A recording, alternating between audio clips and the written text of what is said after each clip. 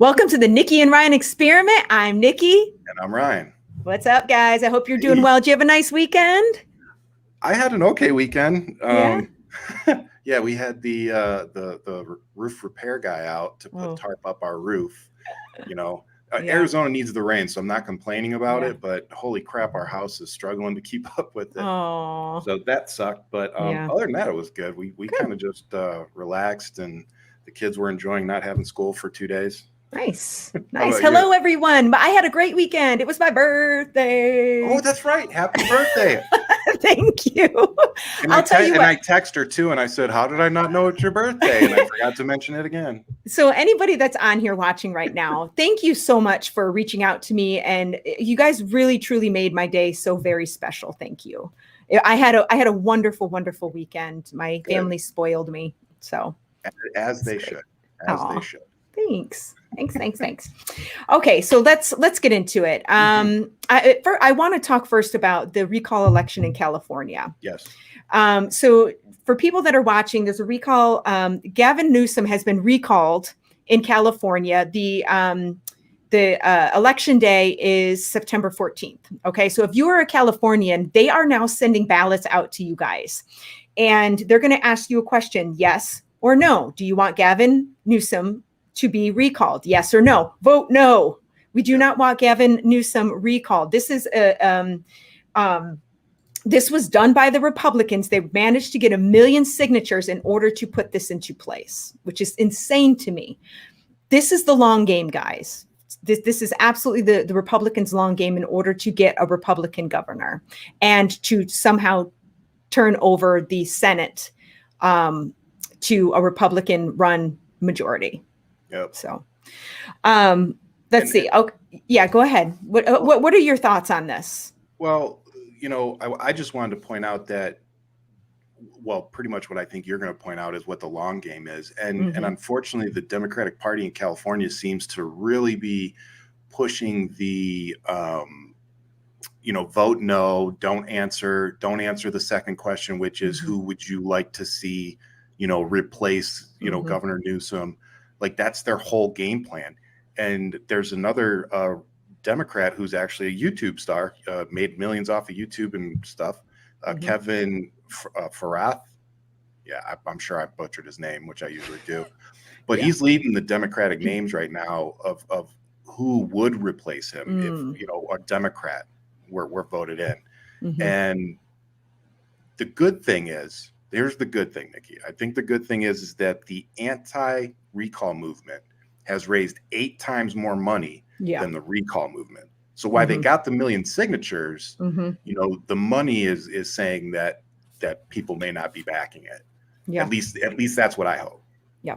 What do you think? Well, okay. So I actually made a video, and I want everybody to watch it. If you didn't see it on my Instagram or my TikTok, I think this kind of explains how I feel. So let's go ahead and take a look. This is a message for Californians. You have a recall election going on in your state as we speak. I am not going to go into the logistics of how unconstitutional this recall election is, but I am going to tell you this one thing. Democrats, you must vote.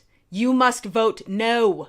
You see, the Republicans have always played the long game while banking on Democrats' complacency. Don't be complacent, and here's why. Hypothetical. Let's say that Governor Newsom is recalled and somebody like Larry Elder takes his place. You know Larry Elder, the conservative radio host and longtime Republican? Oh, it's not good, my friends. Do you also know who Dianne Feinstein is? She's a California Democratic senator who is 88 years old. Scenario. Feinstein kicks the bucket, Larry Elder replaces her with a Republican senator, and boom, just like that, the Senate is Republican run again. Oh, I know what you're thinking, that this is a long shot. Might I remind you of RBG?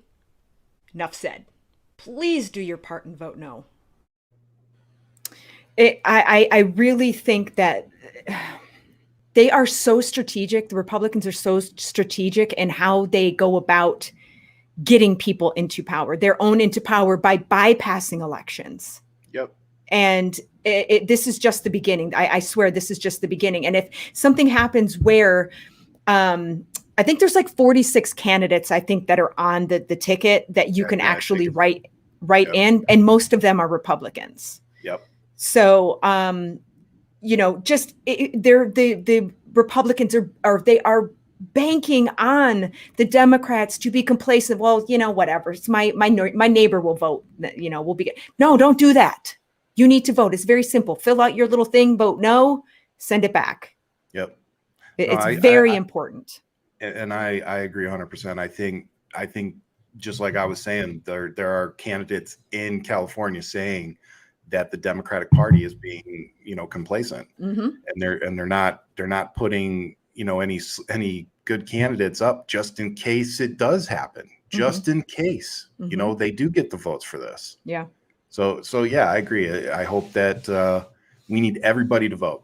Yep, we do. We need all the Democrats to show up. Yep. And here's the thing is that these Republicans are claiming that the reason why they wanted to have this recall election is because of that Newsom wasn't doing what he needed to do for like affordable housing and homelessness. Well, first, let me just start off by saying this, that this recall election is costing California $215 million.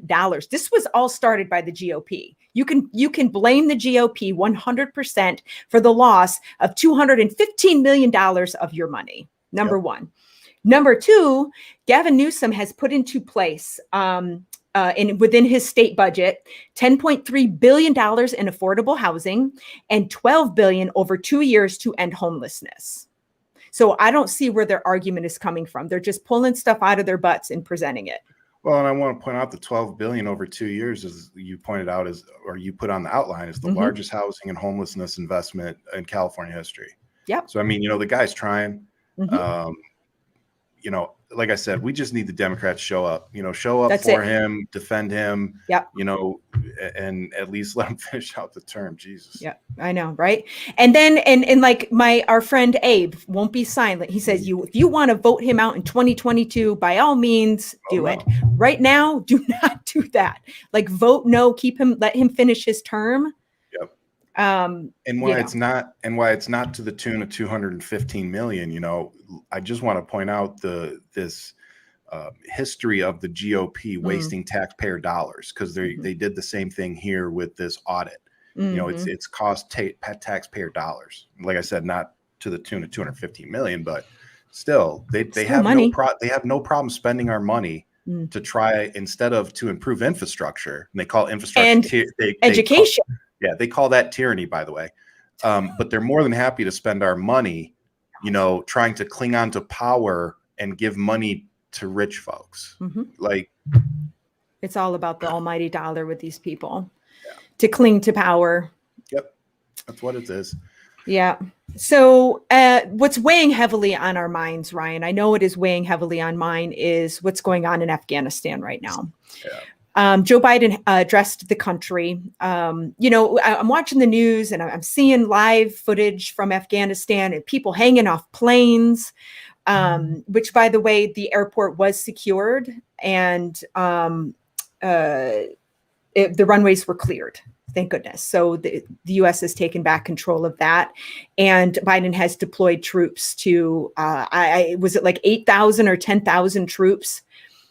Well, last I heard it was 6, but okay, I'm sure it's probably gone up. Right, it's like kind of like a rescue mission, if you will, and to get the U.S. citizens and all those people that were there that are U.S. citizens out, and people that were in the line of fire and in danger, Afghans, to get them out and into another safer country. So that's good.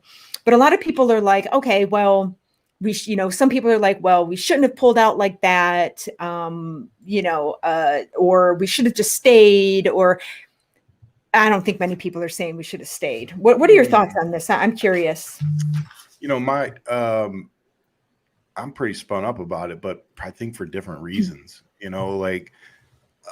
The perspective I keep looking at it is, as a veteran, I never spent any time in Afghanistan, but I know I have friends who have, and unfortunately spent several tours there.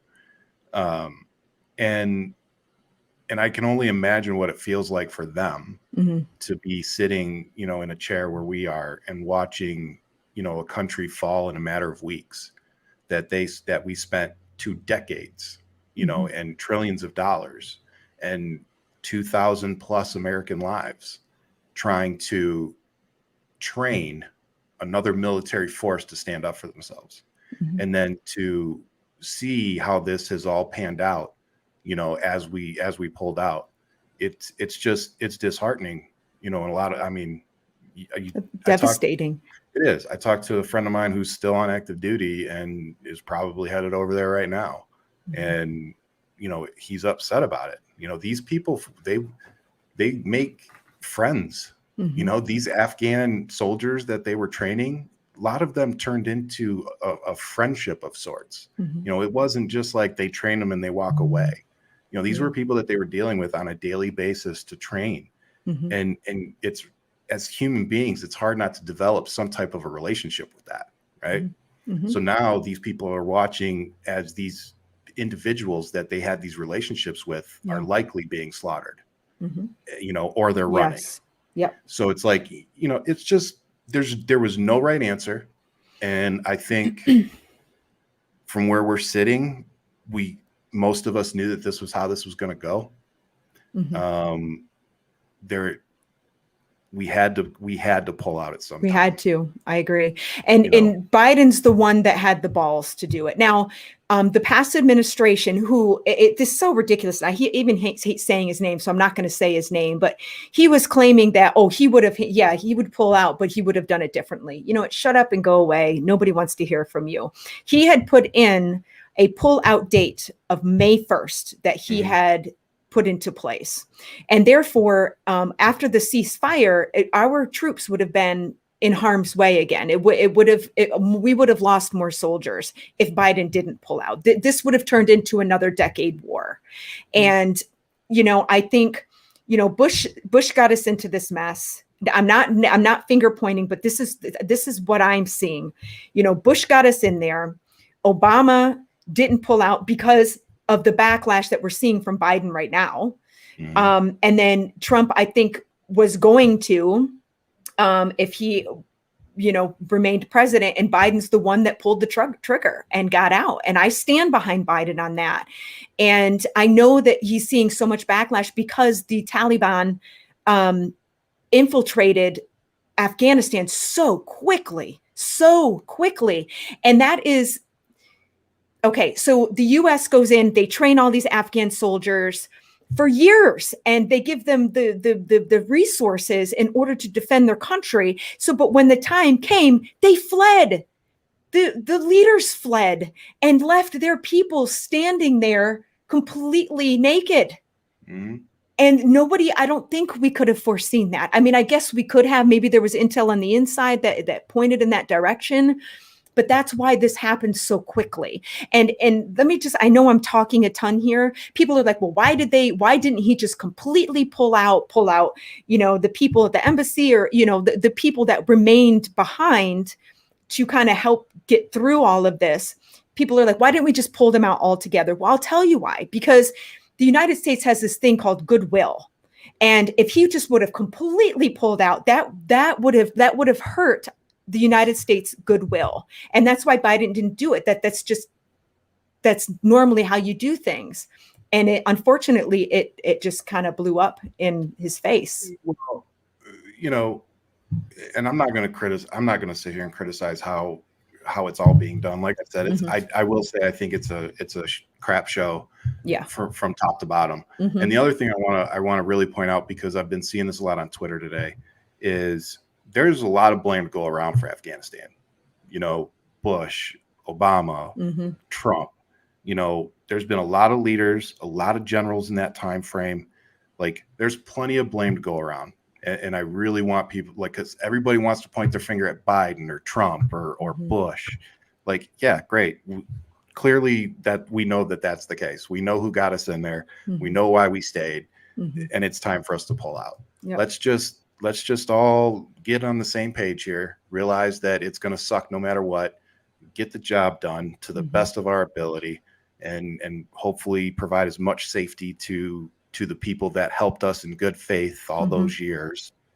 And we just need to do the best we can. Yeah. And you know why we touched on, veterans like yourself, people that were actually in active military there, people that came back, that had PTSD, that have committed suicide, that died in war, all of these people, families that lost a loved one. And you think it was just all for naught. But do we want another decade of mourning families and deaths and with the same outcome? No, I think he did the right thing by getting out and saving that heartache and saving American lives in the meantime. And I don't think you're going to hear many people argue against it. I mean, like I said, it was time, and I acknowledge that. It's just like, and like you said, I don't think many people anticipated how fast that was going to go. And when we were talking in the green room before we came on, I said, it would have been one thing if it took them a year. If it took the Taliban a year to overthrow, the government, to take over the palace, to get, what is it, Bagram Air Base? But to get the air base, all those things. If it had Bagram, I just want to make sure I got it right. Everybody would be like, you don't even know what air base it is. But they took all that over within a matter of days, and I don't think anybody anticipated that. And I'm sorry. Shock. If you are a veteran who gave your time, blood, whatever, time away from your family to that effort, to the effort of training the Afghans to take care of themselves, I find it hard to believe that most of them aren't pissed off and feel like that was for nothing right now. Yeah, I can't imagine how frustrated and how kind of heartbroken to think about the time spent, the money spent, the lives, my gosh, most importantly, the lives and the livelihoods of people.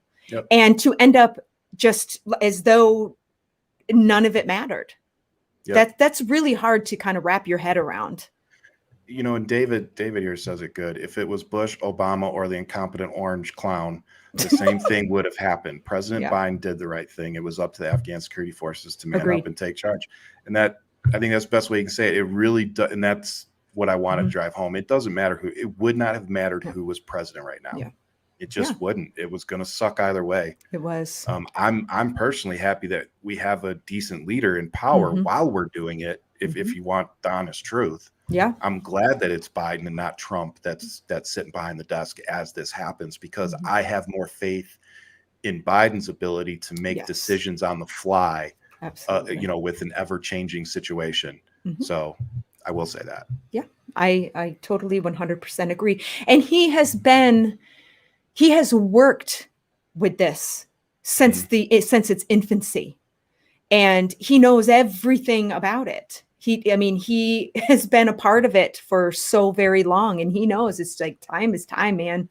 I'm not going to lie to you. This is it. And he knew he was going to get hit hard with this. He knew that he was going to be, Lauren Boebert's hit, everybody's hitting him on Twitter. Like, the conservatives are just going right at him. And it's just unfortunate, because it would be a perfect time for us to really band together and be like, you know what? Getting the soldiers out is a universal concern for Americans. So how about we all band together and say, you know what? The suck is going to be pretty substantial right now. Let's do what we got to do. Get everybody home, get the Afghans that we promised safe haven to here. Do what we got to do and get it done. But we can't even agree on that. We can't agree on COVID. We can't agree on getting on how to get out of Afghanistan. We can't do anything in the United States of America right now together. It is so sad. So sad. Like, it is. It is, Ryan. I had a little cry session this morning.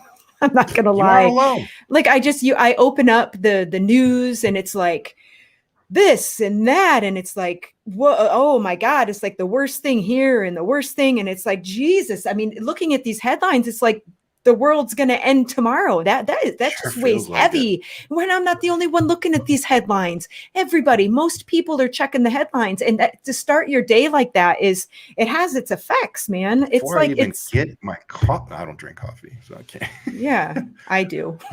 I have. Yeah, that's one vice I never picked up, thankfully. Yeah, that's smart. It's a good thing. So I just want to make sure we covered everything. Capital in Kabul was captured after President Ghani fled the country. Bagram Air Base was seized by the Taliban. Taliban is now basically the reigning government in Afghanistan. Yeah. So that's where we're at, and we'll see Mhm. how it progresses over the next Yeah, couple of days. Like I said, I have faith in the Biden administration in I do being able too. to make quick decisions on the fly on whatever Yeah. happens in the coming weeks. And I have complete faith that they'll do what's best for the troops and what's Mhm. best for our interests at the end of the day. Yeah. I know that some of the reporters that are there are reporting different things than are being said to us here in the States, but or like by our government, because they're there. They're seeing things firsthand. So we have to listen to what they're saying as well, because they're putting themselves in harm's way to tell us what's going on. So I don't Yep. think that we should turn a blind eye to what they're saying as well. And Yep. I agree. so anyway, with that, this is a subject that Ryan and I want to talk about, that no matter how anybody tries to quell this for me, it is really bothering me. And that is the fact that Russia, the Russian army and the Chinese army came together and had they had like war games, if you will, for a week. Yep. Now, I can First give time you ever. Yeah, I can give you some perspective on this because I've actually been a part of similar war games that we had with allies. Okay. There was a war game that we had in called Red Flag, and it was usually in Las Vegas at Nellis Air Force Base. And they would bring in, different countries would bring in their pilots and everything, and they would have like this big fly off, and it was kind of cool, but at the end of the day, it was about bringing in your allies, building those connections, having the war game, showing superiority to outside people. That's kind of what it's about. It's about saying, look at us, we're friends. Mm-hmm. And I said something 4 years ago, and it hit me today when actually you put this up there. I said 4 years ago that one of the worst things that can happen to the United States is for Russia and China to realize that they have a common enemy. And this is that. Yes, it is. This is that. Well, so people are saying, like, opinion pieces, these like, I don't know, experts, if you will, are saying that for Russia, this kind of union, if you will, is more monetary because their technology, their weaponry, they're trying to sell to China, and China needs their technology and their weaponry. So Absolutely. it's a symbiotic relationship for them. They're saying it doesn't necessarily mean that they're going to work together because their strategies are so very different. And so, but the Russians are teaching the Chinese military battlefield experience. Like, okay, you have these two countries that hate the US coming together. That's a red flag for me right there. That's a huge red flag, no matter what the experts are saying, in my opinion. Sharing information. Mm-hmm. That's the other thing people need to remember. When you come together like this, you're likely sharing tactics, sharing information. Mm-hmm. Like, this isn't just like, oh, we're going to go play for a week. No, this is very strategic. Mm-hmm. And I want to read this to you, Nikki, and please. You tell me what you think. Mm-hmm. And this is an excerpt out of an article that I read from the 13th. And it says, Russian President Vladimir Putin and China's leader, Xi Jinping, I don't know, have developed strong personal ties to bolster a strategic partnership between the former communist rivals, as both Moscow and Beijing face increasing tensions with the West. And even though Russia and China in the past rejected the possibility of forging a military alliance, Putin said last fall that such a prospect can't be ruled out entirely. That don't sound like two people that aren't willing to come that battle together. Do you know why? Because with our last administration, we look so weak. Our country has weakened. We're fighting each other within our country. And we have people, these predators on the outside. We are so distracted by what's going on, what we're doing to each other in our own damn country, that they are ready to pounce. Now they're like, this is the time, man. If we are ever going to try anything with the US, this is the time. They're a freaking mess over there. Now, and not even, let's look at it from a different angle. It's not even about, you need to breathe. Okay. It's not even about, the foot soldiers and the actual military side of it. Imagine if China and Russia bring their resources together. Mm-hmm. Like you said, they're technology from China and the resources that Russia now has, you bring those two together. Oh, it's the Russian technology. It's not even the Chinese technology. Well, Russia has military technology. China has technology. And I think the wars are going to be fought. Numbers. Well, God, let's not even talk about numbers. But in terms of the future of warfare, I truly, truly believe it's going to be cyber. Absolutely. And if you look at that, I think that the teaming up of China and Russia is even more scary. We're seeing cyber attacks daily here. Yep. And who's it been proven that has had a hand in several of them? Well, Russia and China. Yep. Both. Almost all of them have had interference from one or the other. Yeah. Almost all of them. So it's like now they're going to combine forces and come attacking us through cyber warfare. Yeah. Yeah.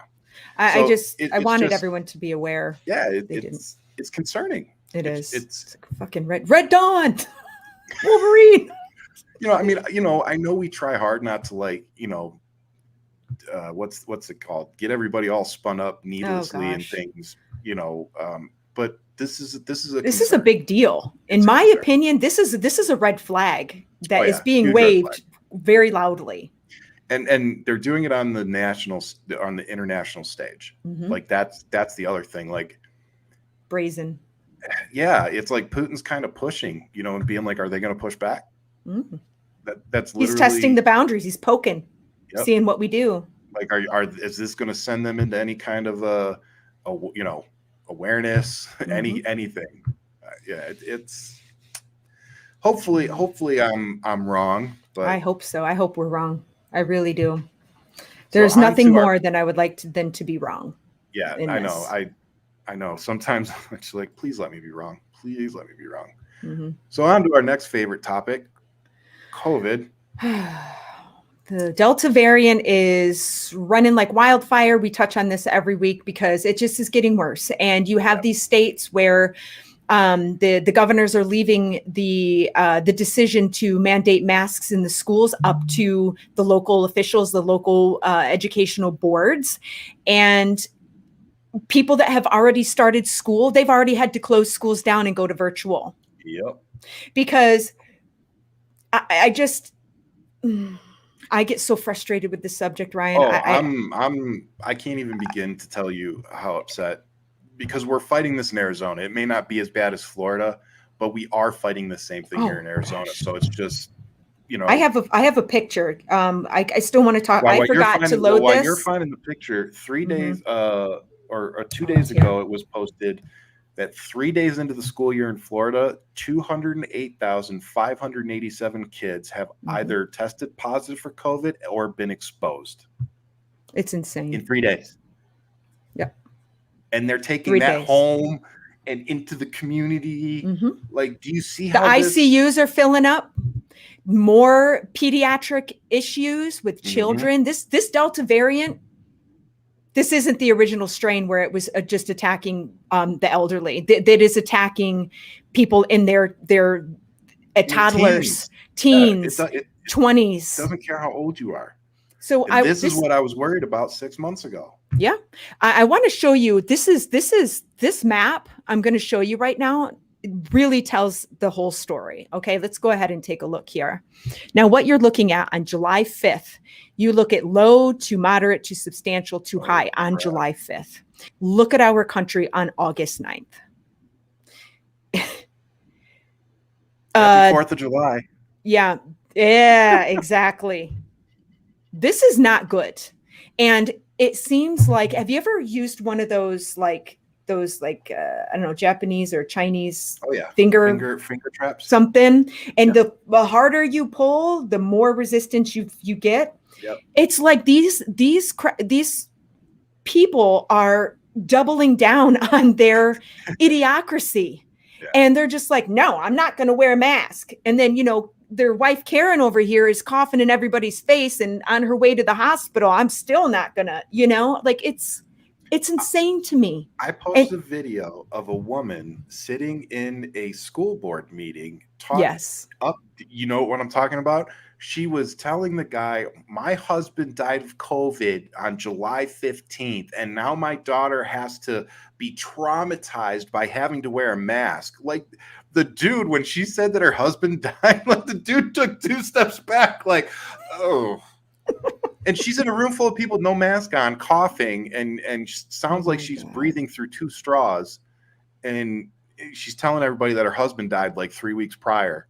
And she's in there arguing against mask without a mask on, probably, you know, like spreading the virus to everybody. Oh, make it stop. Make it stop. I know. Please I know. I just, Ryan, you know, it would be one thing if these idiots that refuse to get vaccinated and refuse to wear a mask, if Darwin's law would just, you know, take over, whatever, that's on them. Oh. But it's the kids. It's my kid. It's my 11-year-old. It's your children. You know, it's, you know, people that have, that can't get the vaccine, no matter what age they are, immune compromised or, you know, whatever, they're at a higher risk. So it's, we've done everything we can do to protect each other, and they just don't care. It's a piece of fabric. Oh. And I just want to drive a point home that you reminded me of. I've seen this a lot from what I'll call our side, the left, the liberals, that they keep making this comment of, well, the Delta will just take care of them. You know, or, well, it's going to weed out them. No, it's not just weeding them out, because they're going out in the community and passing it to our kids, to our grandparents. And to their kids. And to their kids. Like, no, that is not a cool take. Like, please stop making that comment. Because all these idiots are the ones that are endangering Nikki's kids and my kids and your kids. And the kids are catching it. Yeah. And there's no way for us to know right now what the long-term effects of it are. Like, and we're just going to let all the kids get it because what? Because that's just what we do? Because we can't do better? Because we can't handle an unprecedented situation any better than we have already? Because somehow COVID and masks and vaccinations have become a political issue instead of a human issue? Yep. Or a public safety issue. Absolutely. Our country needs to do a serious gut check. Yeah. A serious gut check. 100%. Oh boy. Yeah. So you guys start asking us some questions if you've got any for us tonight. Let's see. Yeah. What's up? Right. Somebody said 2 clowns speaking. To us? Yeah. I like that. Oh, Chris, did you get your panties in a wad? Oh God, that's funny. Yeah, there's not a lot of quiet American train yet.